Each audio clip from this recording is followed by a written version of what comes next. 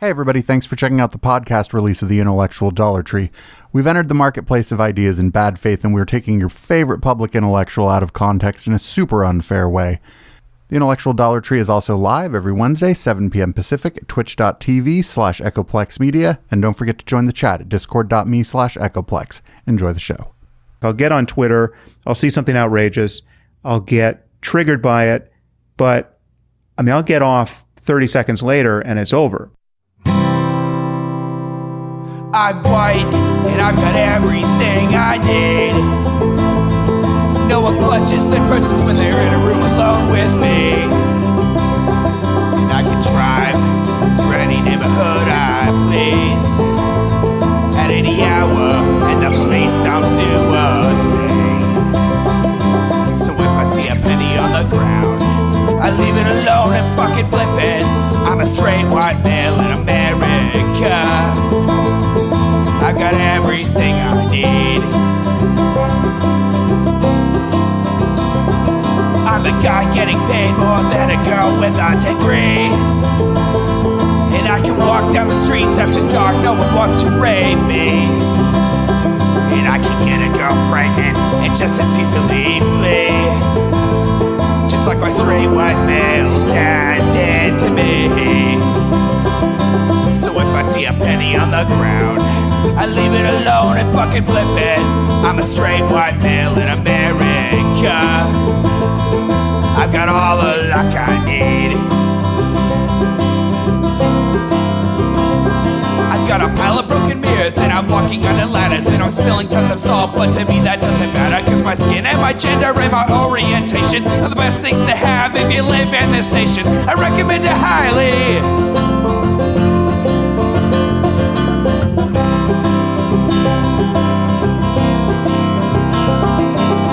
If I see a penny on the ground, I leave it alone and fucking flip it. I'm a straight white male in America. I've got all the luck I need. Shit's gonna work out for me, cause I'm a straight white male in America. I've got all the luck I need. Hey, what's up? This is The Intellectual Dollar Tree. We do this live every Wednesday from 7 p.m. till whenever, usually around 8:30. And then we go into some post-game action. I'm Producer Dave. You can find me damn near anywhere.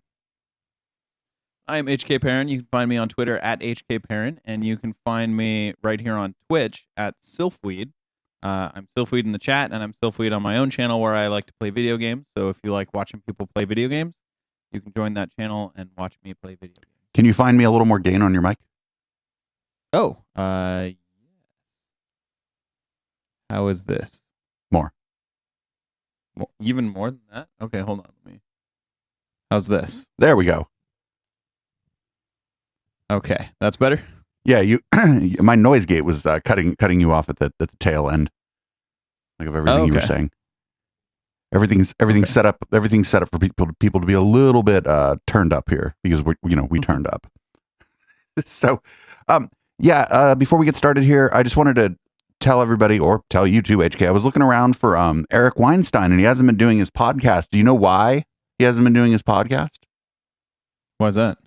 Because he's just been talking to people for hours and hours and hours and hours and hours on end on Clubhouse, and people are putting it up on YouTube after it's done with just like a screen capture of their phone from the Clubhouse app. What's Clubhouse? You don't know what Clubhouse is? Imagine Discord, but not good. Oh, and super trendy among tech people. It's like you join voice rooms and that's pretty much it. Okay. Discord, but not good. Yeah, it's like an uncool version of Discord that only works on your phone. And a lot kind of like Skype, but a few more features. Maybe like Skype, but a few more features, I guess. And but that's where he's been. And I think during the post game, I'm going to try to listen to some of that shit. But I mean, it's terrible because it's only on your phone. So like nobody's audio is any good. People like join in and they're like in their car. So they're like, oh, did you have a question? And it's like, because their windows down in their fucking, probably brand new Tesla or whatever. And no motor, all wind. And so I just thought that was... it's starting to get hard to find his brother too. Well, that's different. And I helped.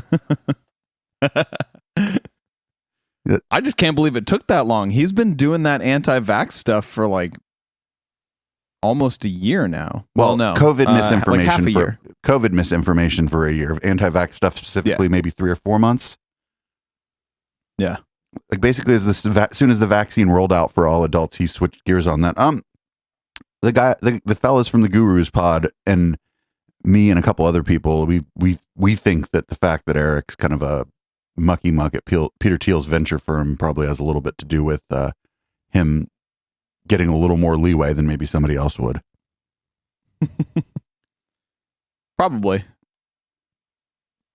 Yeah, I think that's possible. That. I think it's possible. I don't know if it's true, but I think it's possible. On a scale from 1 to infinity, it's like a 500. Or, well, I guess any number 1 to infinity would be like a low number. Yeah. No, I mean it's not on like a scale from 1 to 501. It's like 500. Yeah. I don't think it's a sure thing, but it's not like out of the realm of possibility. And with the way that Eric is, I think that he would be definitely trying to, have influence on that. But also, like, Brett ends up in some of these conversations. It's a shit show. Oh, thanks for the resub, co-host. But yeah, that's where Eric Weinstein's been. He's like been pontificating to the most credulous people in the world, and by that I mean the people who have installed and used Clubhouse. Well, I've never heard of it, so I don't know anything about the people who have installed and use it. So Brett has apparently started posting on Odyssey. Oh, that's sad. I like Odyssey. Well, it's that's sad. Yeah, well, I mean, he's probably. I was gonna. Too bad too. I was gonna start the hashtag BitShootBrett, which was gonna be fun, but nope. But he didn't get his channel pulled down, but he had 2 strikes on each of 2 different channels. So I think if that record, I don't know. I'm like 90% sure that if we have a regular channel and then a Clips channel, they're the same channel as far as like strikes go. But anyway, I think he's probably trying to get kicked off of YouTube. Well, I feel like, so I like Odyssey. I like the idea of Odyssey, but this keeps happening. Like, people who aren't cut out for YouTube because they can't follow the terms of service go to Odyssey because, it's Odyssey. You can pretty much put anything on there. Right. Isn't that one peer-to-peer? It's blockchain. It is a blockchain-based video service. Which I don't know how they control it, like whether they have majority share of the miners of the blockchain. I would assume that's how they control it, so they can kind of decide, like, this video doesn't get in the block because we don't like it. But once a video is in the block, like once a video is in the blockchain, once it's in a block in the blockchain, it can't be removed. Really? Yeah. Or else it invalidates every part of the blockchain that's after it. That's I don't know. It sounds like somebody just wanted to get some venture capital, possibly from Eric, and was like, "Oh, I'll do a video service, blockchain." Pretty much. It hits all of those like hot keywords that you look for when you think of like, what can I do with a startup? Like alt tech, blockchain. The people who have left YouTube, there's like they're like the free speech thing. Yeah, it does seem to. I don't know. It's a cool idea. If that's what it is, that's what it is. But like, I don't know. How do you monetize that? Like if you have a channel on there, how do you even monetize it? You monetize it through the cryptocurrency that runs on their blockchain. So basically, like, transactions can give you cryptocurrency, like part of their cryptocurrency. And then I don't know how you would turn that cryptocurrency into real money. But basically, the more viewers your video gets, the more currency you get. Whether that turns into actual dollars at some point in the future is I don't know. Well, whatever. Bad luck to Brett. Worse luck to Eric, because I think Eric's more delusional than Brett. Brett's a little more dangerous, but whatever. This week, we're not talking about either of them. As you might have guessed before I played our theme song by Panhandle's Union, American Tune, it was one of this guy. The Neanderthal thing, right? Like that comes out of left field. And well, that's what we're doing this week. It's a Sam Harris video. You'll be interested in this, HK. It's about kind of like corporate culture and wokeism at corporations. Because of course it is.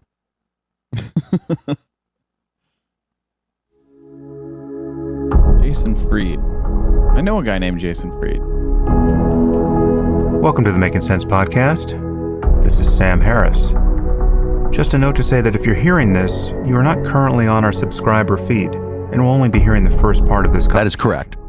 In order to access full episodes of the Making Sense podcast, you'll need to subscribe at samharris.org. There you'll find our private RSS feed to add to your favorite podcatcher. Is this the guy I know, or is this a different Jason Fried? I don't know. We don't run ads on the podcast. He's he started a company recently. Or not recently. So if you enjoy what we're doing here, please consider becoming one. You'll find out.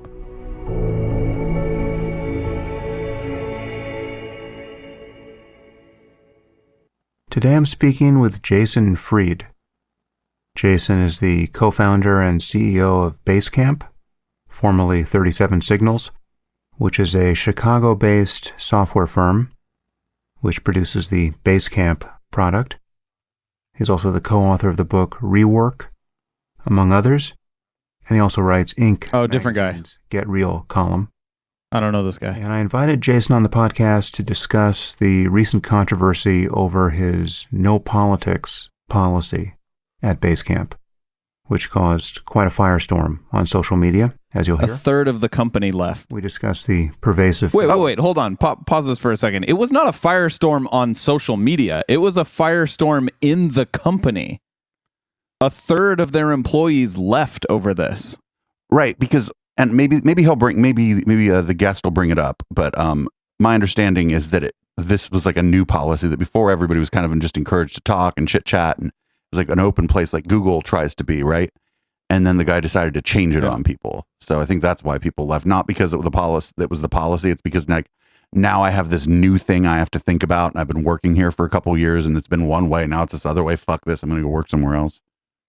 No, so the what people were saying on their announcements that they were quitting is basically, I can't work for a company that has a policy like this.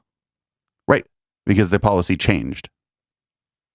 No, because of how bad the policy is. Right, but the reason they were there before and the policy changed. Oh, yes. Yes, they did not have this policy before. They introduced this new policy, which it's kind of unenforceable. Like, what do you define as politics? I don't know. Maybe they'll get into it in this. Failure of institutional nerve in the face of all of this social justice activism. How our politics has acquired a religious fervor of late. Some of the cultural risks of remote work. How to keep activists out of one's company. Antitrust regulations for big tech, how social media might be improved, ProPublica's recent disclosure of the tax avoidance schemes of the richest Americans, the prospect of implementing a wealth tax, and other topics. Anyway, a very timely conversation and a counterpoint to some recent podcasts where I focused on corporate cowardice. Here we have an example of corporate courage, which is certainly worth celebrating. And to that end, I bring you Jason Fried. Won't say it. I am here with Jason Fried. I'm sure there's a lot we could talk about. You have an interesting background, but we have a specific thing to talk about, which we'll get to in a second. But before we do, perhaps you can summarize what you've been up to these many years. How do you describe what it is you do, and in particular the company you started, Basecamp? What does that do? What is the product for those who have not experienced it? Yeah, sure.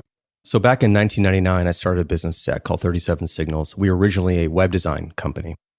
And over a number of years, we eventually morphed into doing software development. And we did that because the product the work we were doing was website design, and we needed a better way to manage that work. We were using email and shooting things back and forth, and things were getting lost. So we eventually made this thing for ourselves it wasn't called Basecamp yet, but it was like a project management tool, internal communication thing. And eventually we started using it with our clients, and they liked it. And we said, maybe we can turn this into a product. And we did that in like 2004. So since 2004, we've been making software. We've made a variety of different products over the years. This is software as a service, stuff you'd use online. And, we've always been a very unusual company in that we've done things our own way. We're fully independent. We're privately funded by ourselves and our customers. So we don't take outside money. And we've always sort of taken a different path than the rest of the industry. We've pushed back pretty hard against a number of different things. But basically, we make two things: Basecamp, which is a project management and sort of internal collaboration tool for remote work. And also we make something called Hey, which is HEY.com, which is our newest product, which is an email service. And so those are the two things we make today. Mm-hmm. They make hay. How big a company is it, both in terms of employees and revenue or valuation, however you'd want to consider its scale? Yeah, I mean, I can rail on or rant on against valuations because I think they're kind of ridiculous. So I'll just give you a sense of we've historically been at our largest about 60 people, and since we're private, I don't disclose exact revenues, but we generate tens of millions of dollars in annual revenues and annual profits, and we've been profitable every year since we started the business in 1999. Nice, and you've also had a fairly intentional consideration of culture and business philosophy. I mean, you've published several books about business, and you write for Inc., I believe, regularly. So maybe you can summarize how you've thought about business and business culture up until this moment.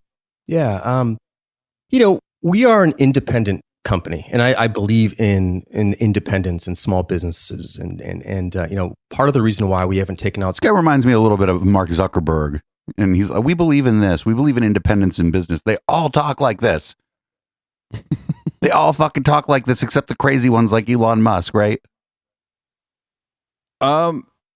He doesn't sound exactly as robotic as Mark Zuckerberg.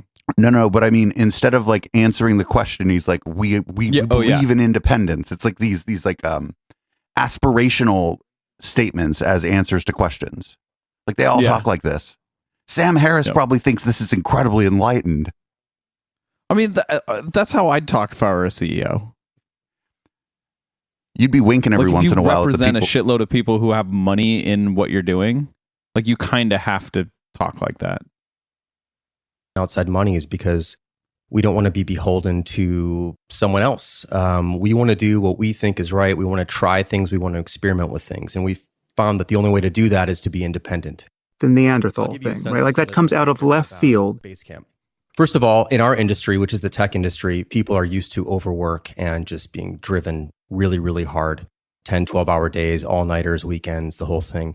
We just expect an 8-hour day from people. 8-hour day, 40-hour week, very standard, very mainstream, very old school kind of work environment in that way, which is just give us a good day, 8 hours, that's plenty of time to do great work.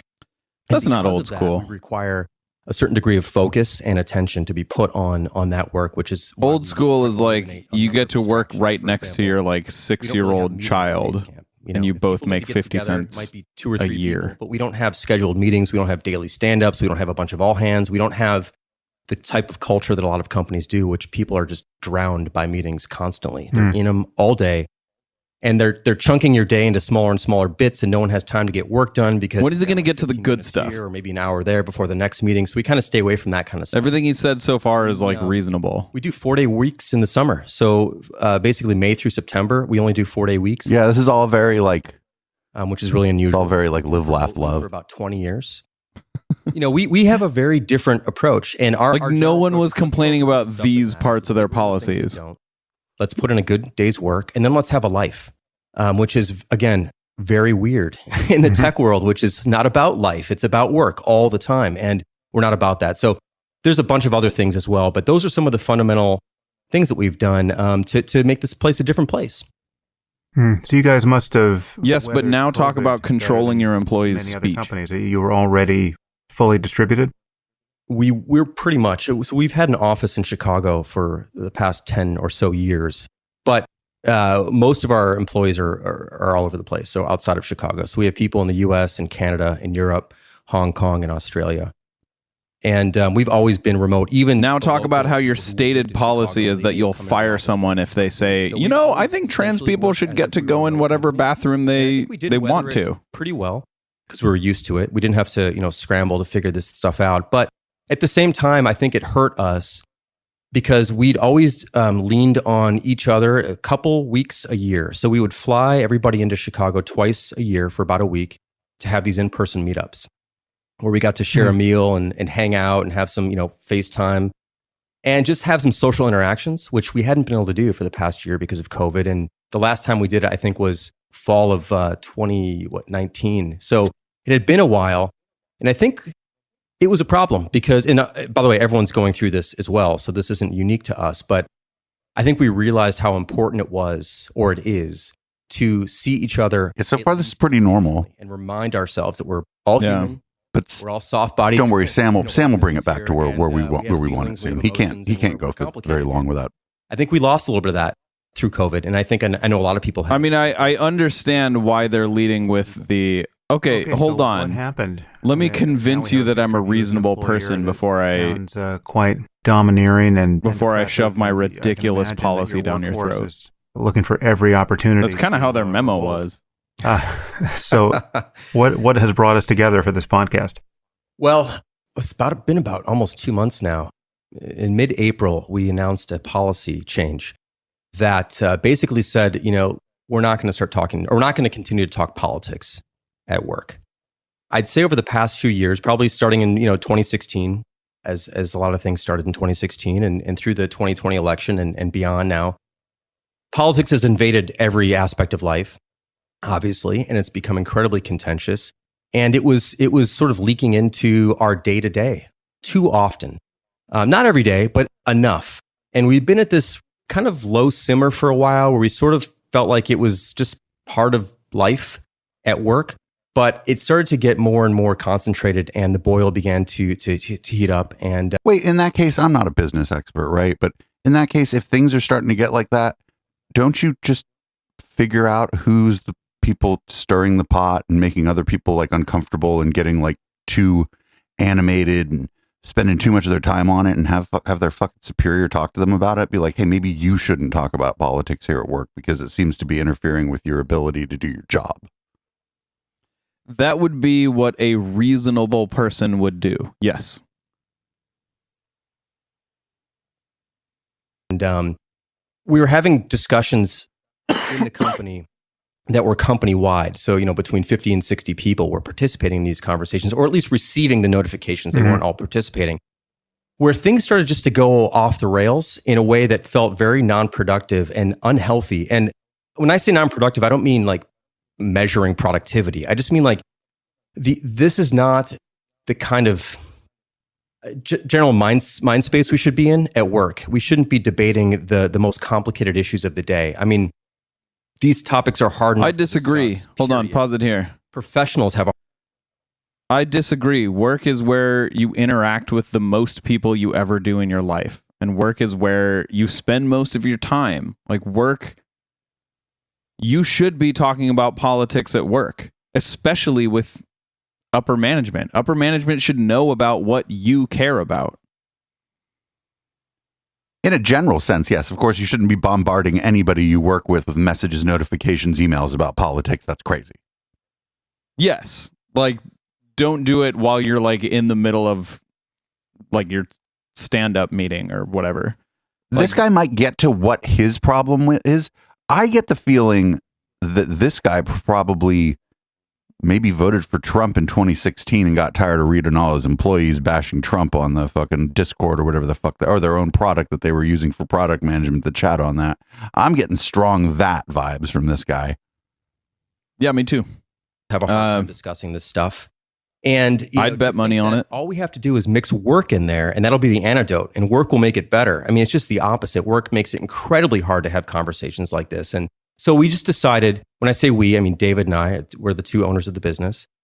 We decided that we were going to not have political discussions inside Basecamp any longer. Now, to be clear, let me just clarify a couple things. So when I say inside Basecamp, Basecamp is the name of the company, but also the name of our product. So when I say inside Basecamp, I mean in Basecamp, the product, where we do our work, which is where we do all of our work. We just don't want political conversations leaking into that. If you want to set up a Signal account, a group, WhatsApp, whatever you want to do, a Discord thing to talk about that during the day, that's fine. But we can't have this in front of everybody whenever at random times. Now, we're also quite political as an organization in a different way, in that we are very outspoken about things that involve our work. So we're very much in favor of antitrust regulations against big tech. We're very much in favor of more privacy regulations because we think that big tech is just basically in everyone's face all the time, in everyone's business all the time. It's unhealthy. So we push against that. We've gotten into some very public battles with Apple about the App Store and their rules. So we are still going to be involved in political discussions that directly touch the edges of our work, but that's the limit of what we're comfortable doing. And so we made that declaration along with a few others. What were the others? Kind of went sideways, let's say. We had about at the end of the period of time where this was sort of a topic, we had about 20, a little bit over 20 people leave the company. So as a third of your workforce. Basically, yeah. And a couple other things to share here, which is that we offered an extremely generous severance package, 6-month severance for anyone who'd been here for more than a few years, and 3 months if you've only been here for a few. And some people took us up on that outside of the policy changes. They were just ready to go anyway, and they were looking for a new opportunity, and this was a good chance for them to do that. That said, the majority of people probably left because of the policy change that we made. So it was a very difficult time, sad time. I only ever heard about people leaving because of the policy change. We're sad. I don't know if they said, here's the policy change, and if you want to scoot, we'll give you 6 months pay right now. I mean, maybe some people were just like, fuck it, let's do it, right? Yeah, maybe. All right, thanks for the raid, Imperial News. Or they noticed, they're like, you know what, everybody's starting to argue now about this policy thing, and they just offered me 6 months of pay to get the fuck out of here. I think that's what I'm going to do. Everybody mad, I'm out. I don't know. I mean, if you love your job, you're not going to quit over 6 months pay. Some of the people might have just thought like either people, the opportunity struck to leave a job that they didn't like, or they didn't like the policy change. Yeah, I suppose so. Or some of the people are just like 6 months pay up front and I can just go get another job and get, maybe they have just valuable enough skills that they're like, I'll take this 6 months pay up front. I got a job offer last week for about the same amount of money. So I just get 6 months pay bonus. I mean, anything's possible, but yeah, most of the people probably left probably due to other factors. And they're like, okay, well, this, I don't like this. And they're offering me all this money. I'm out. Probably never one factor when someone leaves under these circumstances, but I don't know if they're only telling you not to use it inside of their work app. I don't know. This all seems weird. That's not how it came across in the memo. Gotcha. How it came across in the memo was during your work hours, no talking politics to other employees. And it was challenging, a very challenging, kind of an existential moment for us as a company of roughly 60 to have a third leave. But we survived it, and we're here to grow again. And but it was a very interesting process, and I learned a whole lot about group dynamics and especially social media pressure and sort of the toxicity, of course, that we all know is there. But then when you're part of it and you see it coming directed at you, it's a whole nother thing. And that was an eye opener, even though I knew it. But to feel it is different. And it was challenging. So here we are. But we made the decision. We think it's still the right call. We think this decision is right. And we think that we're early on it. We have a history of being early. We've been working remotely for a long time before other companies had. Oh, I do think they're early. Still, of like, course, not a thing. Most your company trying to control what you say, that is coming. Like Amazon does it. So they were probably I don't know, a bit earlier than Basecamp. If you talk about unionizing at Amazon, that's grounds for termination. Against venture capital. And you're starting to see more of a bootstrap revolution happening right now. We've been preaching this for 20 years. There's a number of other things that we've done ahead of. Or so I've heard. I don't know if that's. I think that sometimes when you're early, it hurts even official more. Or anything. You got to put your neck out there and give something a try.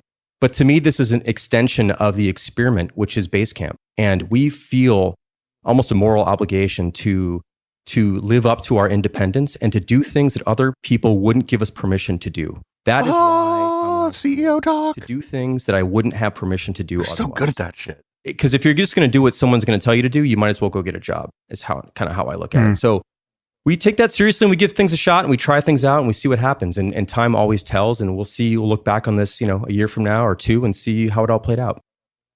So things must have been heating up prior to your change of policy, right? So because you kind of ripped the Band-Aid off with the policy change, but prior to that, were there signs that things were becoming dysfunctional at the company, or was it really at a very low simmer and you just decided this is just something that needed to be corrected going forward, and then things only got chaotic after you announced the new policy? I think it had been ramping up. Now, I have a organizational view that's different than some people who only see part of the organization. I'm the CEO. I'm part of all the discussions. I see what's going on. I'm part of other discussions that aren't public inside the company. And there was a ramp up. Now, I'm only willing to talk about the things that have been made public because everything else is a private internal conversation, of course. But this guy's a dick. I think that's what's going on. I think this guy's a dick. What was your first hint? I just think based on he's like, oh, I don't really want to talk about how things were simmering over or what was going on internally, why I thought people were starting to get more and more upset and angry at each other at my company. I think this guy, or maybe it's not even him, maybe it's he mentioned he has a co-owner, maybe his co-owner's a fucking dick and is abusive and shit. And maybe he, or somebody in upper management's creating a hostile environment. Because why not both? Why not all of them? Yeah, maybe they're all. Maybe everybody that works there sucks too. I don't know. I'm getting big vibes that this guy's a dick. Ultimately, sort of ripped it all off. I think was this conversation that was had about, and this has all been made public. It leaked, so here it is. There was a list of names that had been kept by some people in the company. Sort of, you would call them, well, they were considered to be funny sounding names. Now, this was a serious lapse of judgment. And when I say names, these are customer names that had come in via customer service emails. Mm-hmm. And this is a terrible lapse of judgment. And I feel responsible too. I knew about this list about a decade ago when it first began. And I sort of thought it was put away at some point, but apparently it continued and it was growing. It hadn't been updated for many, many years, but it existed and had been moved between systems, upgraded, moved between different file services and whatnot. Anyway, at some point, an employee apologized for being part of that list. And I thought that apology was very fair and great.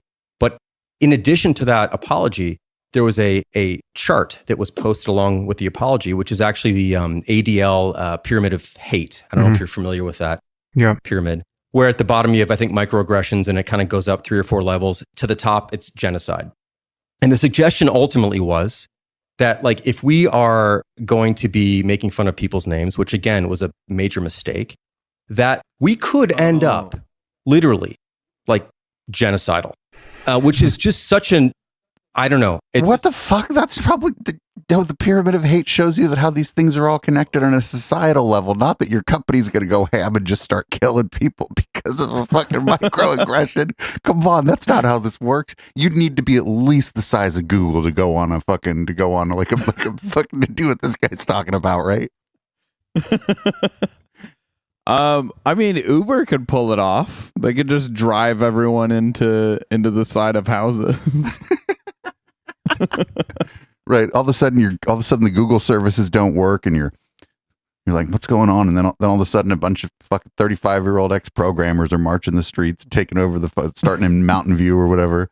Like, what is he talking about? That's not what that chart means. It shows that I know the fucking pyramid he's talking about. It talks about how it's like rarer and more extreme forms of racism. That's why it's a triangle. At the top, there's rarer and more extreme forms of racism, but they're part of the same triangle. Yeah, like it doesn't mean that microaggressions lead you to genocide. Especially if you only have 60 employees and most of them are in other fucking countries anyway. I mean, that's a really tough thing to coordinate in the first place. Yeah, I have to assume that either he misspoke or he's being purposely facetious. I mean, it's obviously what it is. It doesn't make any sense. I think you might need to take some VC money to bring that project to scale. We would need some more people. That's true. That might be one reason to do it, right? So, but the thing is that was so interesting about it was that some people thought that was just simply okay. And I could not wrap my head around how we got the list thing. Obviously, no one thought it was okay if it was hidden at work. And no. The apology to the list with the triangle is the thing he has the problem with, not the list making fun of people for having like names that you think are too ethnic or whatever, which is disgusting behavior to do at a company. And those are your customers. That list gets out, you're cooked. That kind of thing? Yeah, that's what they were doing. They were keeping lists of stupid names of customers, people who sent them customer support emails. One of the people apologized for participating in it and just showed an image from the ADL they thought was, useful, that at the bottom was microaggression, at the top of the triangle was genocide. And it's like all the different things get rarer but more severe as you go up the triangle. And so I thought it was like funny names as in like juvenile funny, like this guy's name is like Dick Johnson. I didn't know it was like racist. Oh, well, I bet Dick Johnson was on there too. I mean, I'm not saying that there wasn't, but when I heard this, I know what it was. Okay. We can infer that there were certainly names on there that were people only found funny because they were not, white coded or, European. I mean, that makes this exponentially worse. Yeah, non-American names. That's what Chris. I don't even know how to pronounce it. The person I talked to the other night, actually. Yeah, that's disgusting. And if those are your customers, that's also like a really risky thing to have get out, right? If you're a company with 50 employees, that means you probably don't have a huge customer base, right? And so if you've got a list of hundreds and hundreds of your current and former customers, those people are all like business owners. People talk too. It's not just going to be you. That shit's going to be all over business Twitter and LinkedIn and shit that you were doing that. So the problem was that list. The person's apology, if you didn't like the fucking pyramid, that's not the fucking problem. The pyramid is not the fucking problem. That your employees had this list going around and that you knew about it 10 years ago and weren't like, come on, guys. Like at the beginning of that, you can be like, come on. Because you have like 10 employees or whatever. No. There's no come on. At the beginning of that, you're like, okay, you were involved with this list. You're fired. That's fair enough. Do you want an employee who would do that still on your payroll?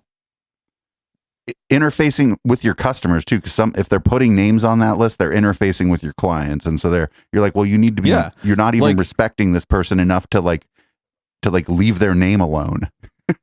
Like, it sucks for you. It sucks for the employee. It sucks for the person who's on the list. Like, it sucks for everyone. There's no winner in this. But like, the proper response is cut ties with that employee. The employee will grow. Maybe they'll learn. Like, they don't have to experience any more consequences than just losing their job. But like, that is the proper course of action in this scenario. Genocide was that we were potentially going in that direction. No, we were willing to make fun of people's names, which again was wrong. And the thing that's so interesting but you were making fun of the reason that we know it was mostly racism, and the making fun of the people's names is because the pyramid was about racism that somebody posted next to it when they apologized. By the way, you're right. The person who participated, even though they apologized, they should get fired. This guy didn't fire him though. Maybe he did. Maybe he fired him for the pyramid. I don't know. Yeah. I don't know. Maybe like if they were only involved years ago and they apologized, I might be able to be swayed that they should keep their job. Maybe But they saw the certainly list if you again and they're found like, out that an employee was involved in it now. gone. Yeah. Yeah, maybe they were involved in it years ago and it came across their, the now space that they live in somehow. And they're like, oh shit. And then they, you know what? I'm going to apologize about this. Apologize to everybody. This is bad form. Yeah. And they did it like, Yeah, like I inside- do believe in second chances, but I don't believe in like I also believe in like limiting your liability. And if you find someone's doing that now, like that's a liability. To me is that there's got to be a time and a place where you can say we screwed up and we're sorry and it can end there. But in some cases, it can't end there unless you come to a full account of all the horrors that it could also end up leading to. And I just felt, and David and I both looked at that and said, this has to be the end of that because we can't literally normalize discussions about genocide that we were. Oh, stop. No. He's like got the fucking car. The car's going the wrong way, man. The fucking car should be going towards the list, not the response to the list that included a pyramid that had a word you don't like on it. Like, come on, man. Yeah, and apologizing for the list, saying, hey, we made a mistake. That's a good first step. Right. No more lists. Maybe you should have no more lists of customers except for our database. If I find you creating any other lists of customers except for our database, I will fire you. Not no more politics. This is all about a list of customers that fucking they were making fun of that got out. I bet there's a lot more going on with this than we're going to find out about because it's a private company, right? So they're not responsible to their shareholders. Yeah, and somehow like finding out about this list turned into, hey, you can't talk about politics anymore. Like, I call bullshit. Something else happened in here. Something else is going on. Yeah, I think the list got leaked to like one of their big customers or something, and I don't know for a fact, but like it's not unimaginable that this list got leaked to one of their big customers. That's why it was a big thing inside of their company. One of the people who was doing the list apologized, and then they're just like no more politics, and that they're like, oh, this is great. Now the media is talking about this instead of the list. Fucking fantastic. That's a scenario that could have happened. I don't know. Also, he just didn't like the chart, but yeah, the list is the problem. Not the person who apologized for the list. Even if they apologized in an inartful way or, went a little too far, even if you believe that, the list is still the problem, not the person's apology. Yep. Potentially. And the fact that he knew about this list years ago and like the people that were involved in it weren't just immediately fired. Like that's fucking why the list is still around. Right. They migrated it. Somebody decided to migrate the fucking thing from one, like when they changed like some part of their internal systems, somebody decided to migrate the list over too. That person should be fired for sure. Cause they're list 2.0 now exists because of them. Yeah. Like somebody ran an export command and then an import command in the new system to move this list. Like the problem is the people in this company. And I think the problem stems from the top because when he knew about the people in this company being a problem, he didn't take care of it then. Right. And even if he just said, listen, I saw this list. I know some of you were doing on this list. We're a young company. I'm not firing anybody. But if I see you writing down names like this again, you're done. I don't care who you are. I don't care what position you are in this. Even that. But nope, didn't do that either. Just like, oh, list. Probably read it and laughed at it, right? Yeah. I mean,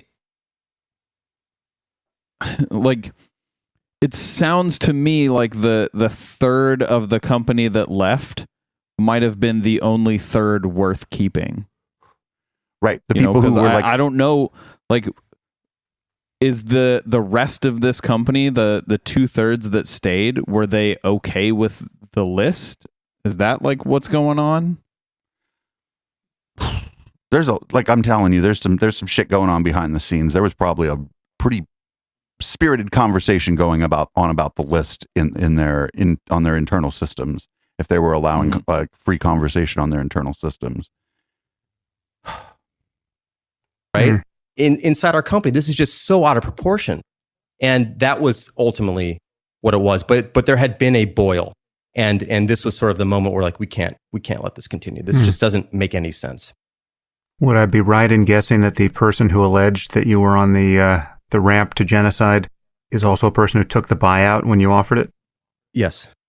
Well, this is not just a problem for Basecamp, and that's why we're having this conversation, but it's become system-wide in media and tech and Hollywood, and it truly... Hold on, is this system-wide? If there was a list like that going around at your work, do you think the people who fucking added to that list would have their job tomorrow? Absolutely not. At Google, maybe, because they had that free open do your memes policy shit. Google is one of them places I think a list like that could have gone around. Yeah, I think a list like that where I work would definitely be grounds for termination. I think at Facebook, a list of names that people find funny would be, I don't know, probably wouldn't happen because their job is to just have everyone's name. So like maybe not so much at Facebook. But yeah, that probably wouldn't fly at Facebook either. And to be honest, I mean, I've worked at Google. It probably wouldn't fly at Google either. I doubt there are any big companies where that kind of thing would fly. Ubiquitous, and that's what's so alarming to many of us, that there's a... And I'm not saying it's because the higher ups of those big companies are like better people.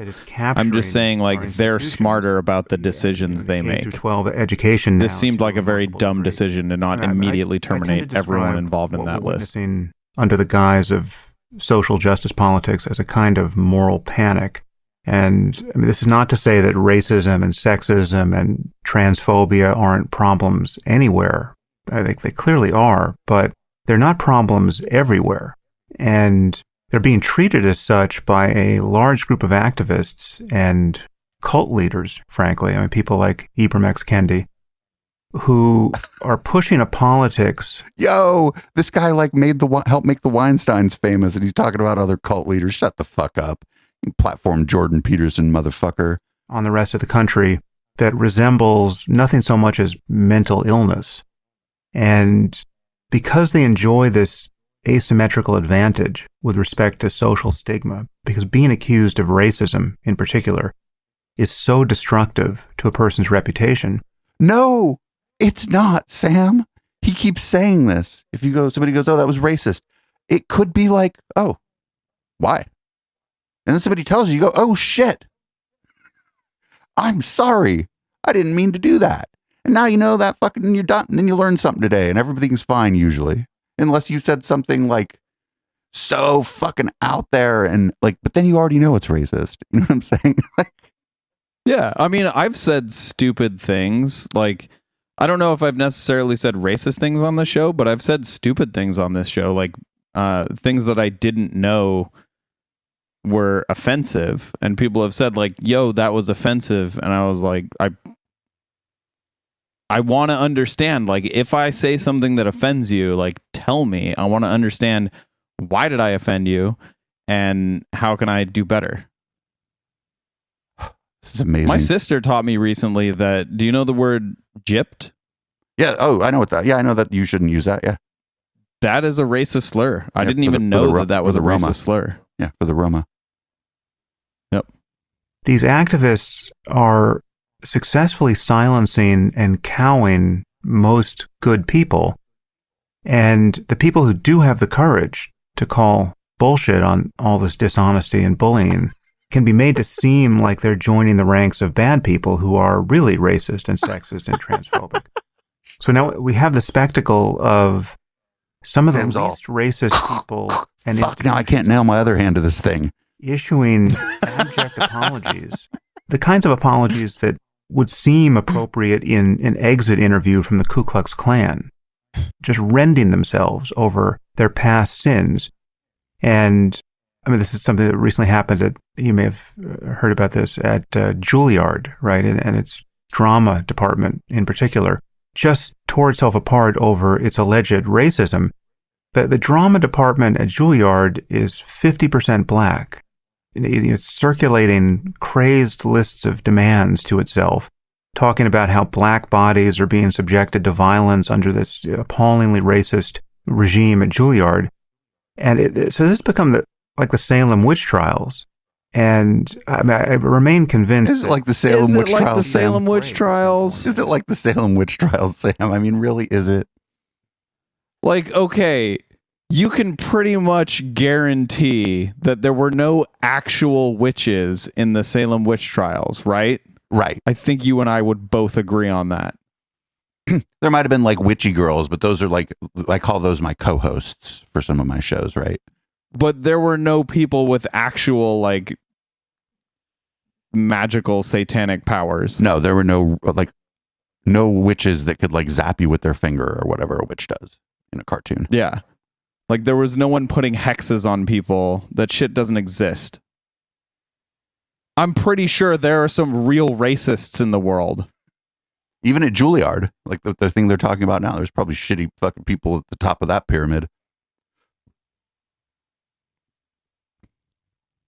Sane people step forward and acknowledge that while there's still a lot of work to do to address specific inequalities in our society, we have made tremendous progress. I mean, there is in fact less racism and sexism and transphobia at this moment in America, and in particular in our institutions, than there has ever been anywhere on Earth. And not to acknowledge that is... On Earth? I don't know. I don't know about on Earth. Yeah, that's a bold statement. We're probably doing better. You know, it seems to just be getting ever so slightly better all the time. Sure. But I don't know about on Earth. I just feel like that's a pretty like a nationalist sentiment, which is, and like we're going to call this woke nationalism that Sam's doing right here. Yeah. America #1 kind of stuff. Right. I don't even know if it's true that there's less of it. Maybe it's like less quiet than it has been. Or I mean, more quiet than it has been. But like, is there less racism now? It's probably, I mean, I think people's attitudes, bigotries are changing. So certainly less, you know, look at like gay folks, you know, now even 70% of Republicans are fine with gay marriage. So maybe if we broaden it out to bigotry, that shifting from like 20 to 70, boom, there's way less bigotry. It's like half of the fucking people are less bigoted now. Yeah. I would argue, though, that legally, like in terms of certainly voting rights laws, there is more racism now than there was a year ago.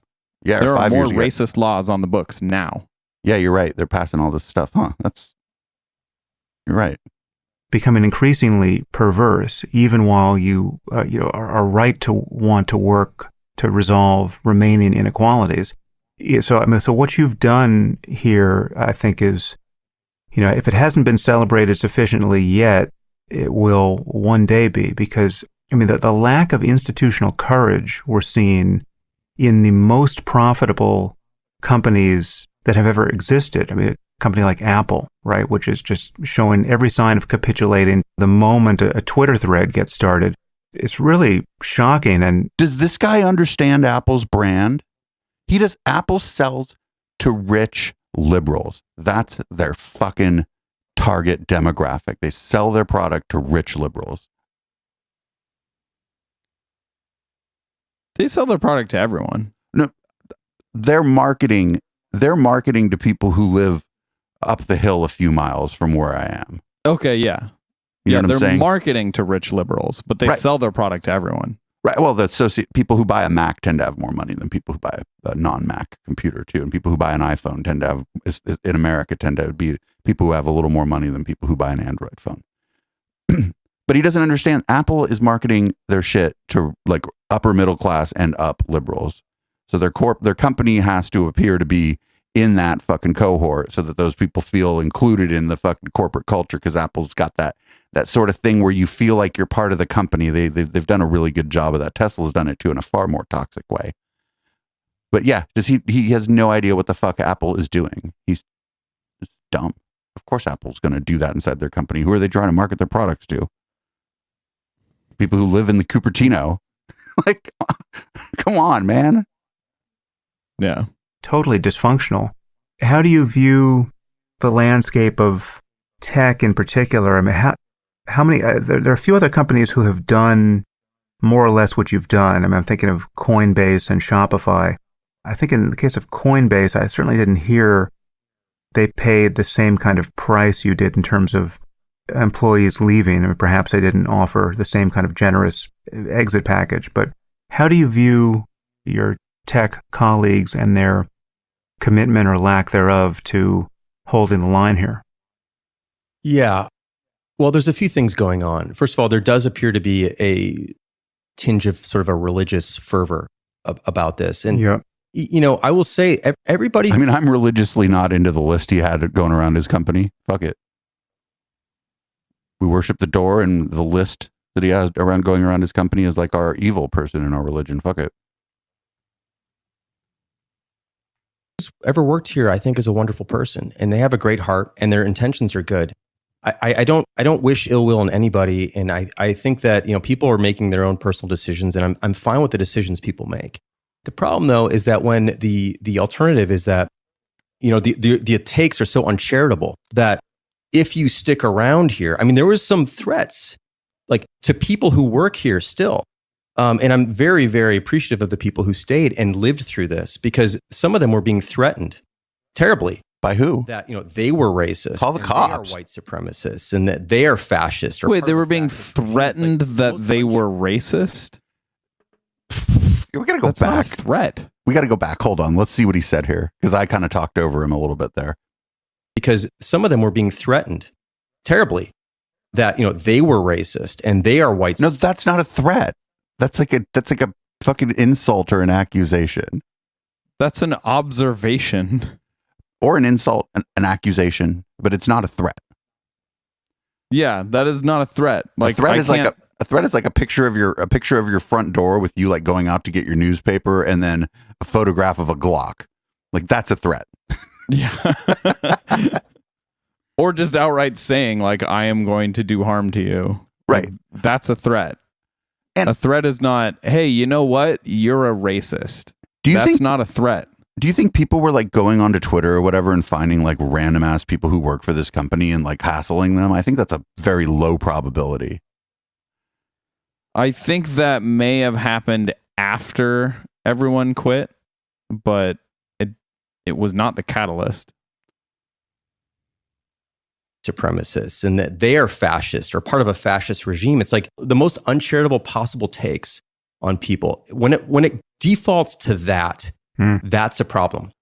That is, but he also uncharitable take though is not a threat. Also, he also just managed to take this away from what he's talking about and start just talking about mean tweets. Like, yo, eventually, like, no matter what on Sam's show, it gets to mean tweets. You're right. It always boils down to they were mean to me on Twitter. Right. That's it.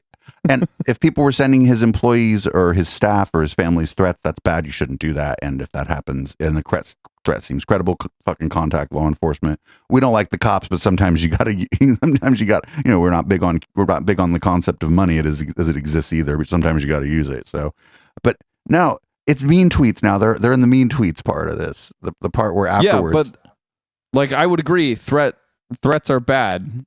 Don't threaten people. But it sounds like people. He was describing mean tweets and calling them threats. Like, he was describing someone saying, hey, you're a racist, as a threat. That's not a threat. So here's what's more likely to have played out. Some of the employees who stayed when the news broke decided to be like, yeah, I stayed because the woke brigade isn't coming for me, meh, meh, meh, meh, meh. That's what I think happened. And then people started mean tweeting them because, you know, I think that's like a more likely course of events than people going and figuring out which individuals work at this company and bothering them. I think maybe a few of them showed themselves. Yeah, that's likely what happened. But we don't know. I'm not going to go back through the Twitter timeline of this fucking shit show either. Fuck this. And also, it could have been like DMs. Glimmering in chat has a good point. You can just ignore everything on Twitter if you're a rich white guy, yet Sam Harris cannot manage to do that. You can just be not on Twitter. You could go, if you were Sam Harris right now, you could go to a tropical island with your family and sip on a cocktail, and then someone will just always bring you another one. But instead, he's mad at Twitter. If I had his money, I wouldn't. It's my dream. It's my dream to be rich enough that I can afford to hire a person for the sole job of bringing me more drinks while I'm doing the show and sending tweets for you during they have to sit there and live tweet the show too. No, just their only job. I would pay them full time. Their only job is to bring me more drinks while I'm on the show. I'd ask if I can have one too, but to be that rich. I'd ask if I could have one too, but if you were that rich, I mean, I'd just like live in your house's house. I'd hire someone for you too. Yeah, but I would also live in like your house's littler house, right? That's my house's house. Absolutely. A couple 100 feet away. This is my house's son. The smaller house. We'd have a dope studio as the house's house. It'd be great. Anyway, we're going to listen to a little more of this infuriating shit. I like to say that I encourage people to listen to the whole thing, but this is, if you're going to listen to the whole thing, at least skip the first like 7 to 10 minutes of this, because the first 7 to 10 minutes of this one sucks. But we'll listen to a little more of this, and then we'll go into the post game. We're not going to do any Galaxy Brain Humidor tonight until at least after I've had 5 drinks. And that sits with me. That does not sit well with me at all. To go straight there just does not make sense. And it's funny, like, I'm Jewish. I was called a Nazi. I was called a white supremacist. Of course, white supremacists want me dead too. Like, to even have a suggestion that I would side with that is just to be completely blinded. Yeah, this is about mean tweets now. What that is. Anyway, that's what happened is that Twitter, the other thing I've kind of noticed here, and by the way, I've been off Twitter for about 2 months. I was off it about a week prior to this all going down, and I'm glad that I was, because my sanity was maintained to some degree during this process. But wait, he's just talking about mean tweets that he heard about? Come on, dude. There's like 2 degrees of mean tweets so far now. He's fucking 2 degrees of separation away from the mean tweet that may or may not even happen. He just heard about a mean tweet. He's not even on there. If you're going on Sam Harris's show, though, you got to ask people, hey, have you had a mean tweet? I need a mean tweet to talk about. It's really important. Of what was going on Twitter. And the amount of shame and bullying directed at our employees and that people who work here was just horrifying. And what's interesting is that I think part of the reason why, for example, Coinbase, I think they lost something like 5% of their workforce, something like that. We lost about 30, is that we have a smaller surface area. We have 60 people. And we had a page up at basecamp.com/team, which we've since taken down, where everyone's name was there and people's Twitter handles were there if they were on Twitter. And it was very easy to throw a mob at that small degree of surface area and literally shame the hell out of people. It's Twitter. And, look, I've been on Twitter for years, got a few 100,000 followers. I've been very active on Twitter. And Twitter is a double-edged sword. And I've just come to realize that it's actually a terribly toxic soup of complaints and attacks. That's accurate. Yeah, that's something we could agree on. That's accurate. That's a good place to stop. But Twitter is toxic, but you fucking know what you're doing. You know what you're getting into on there. If you say provocative things, people are going to come back at you. That's just the way it is. You can't, like, I don't know. I go on Twitter and say provocative things, and then people like disagree with me and call me names, and then HK comes in and says that I'm a good DJ and that I have fun people on my show. And it's just like a roast fest or whatever. And you can't like go into, like, you can't go on Twitter and not know that. And you could have a totally positive experience on Twitter too. If you followed like Cats of Twitter and like all these other accounts that are just pictures of cats, and like you get some inspirational shit, like live, laugh, love shit. I mean, you could be on basic Twitter, you could be on motorcycle Twitter, but if you choose to like get into the mud and get into like the public conversation about what's going on in our world, you're going to end up having people disagree with you and mean tweet back at you. It's fucking. What the fuck else do you think is going to happen on the internet? And like I said before, there's always the option of just getting off Twitter. You don't have to be on Twitter. If the mean tweets get to you, you can just fucking leave. He did. I wonder if he left before or after. Was there a time maybe where people knew about the list, but before the triangle happened, and maybe he was getting mean tweets about the list?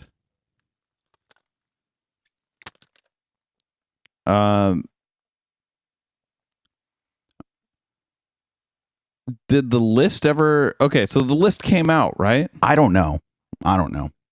I think he said the list came out. Oh, I don't know. Was that before or after everyone quit? I have no idea. And actually, now that we're done with this, I have no desire to know anything else about Basecamp.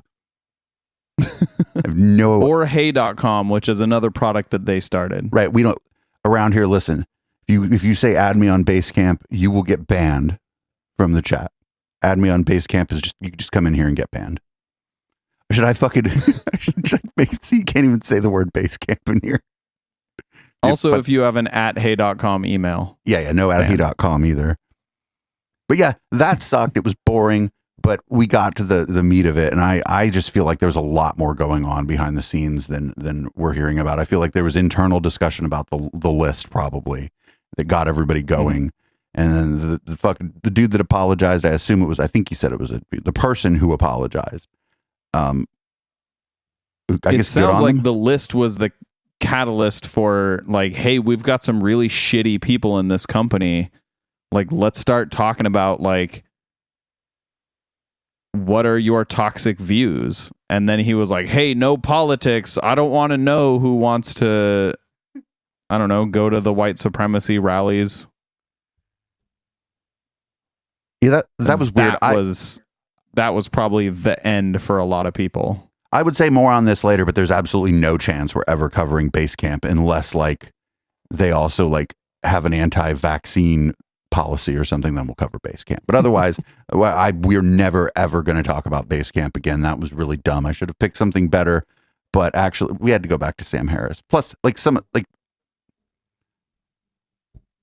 yeah, it's just more evidence of like Sam just doesn't get it, and this guy doesn't get it. He's just a rich guy. I think like once you've been like over a few $1 million net worth rich for a certain amount of time, it just makes you lose your perspective. It certainly would make me lose mine.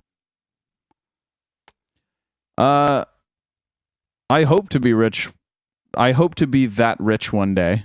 I would consider myself a certain amount of rich right now, but I would hope to be that rich one day.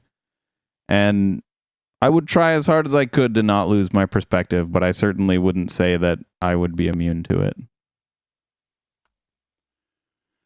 All right, everybody. Thanks for tuning in to the podcast version. If you're watching live, hang tight. We're going to go on to the flip side of the show. I'm going to pour myself a cocktail, turn the lights red, and we'll do some post-game. We'll take a look around, but I think we're going to listen to a few minutes of one of these Eric Weinstein things on Clubhouse, because HK, you're not... Yo. Anyway, Boomers by Periscope. Thanks, everybody, for tuning in. And podcast listeners, we'll talk to you next week.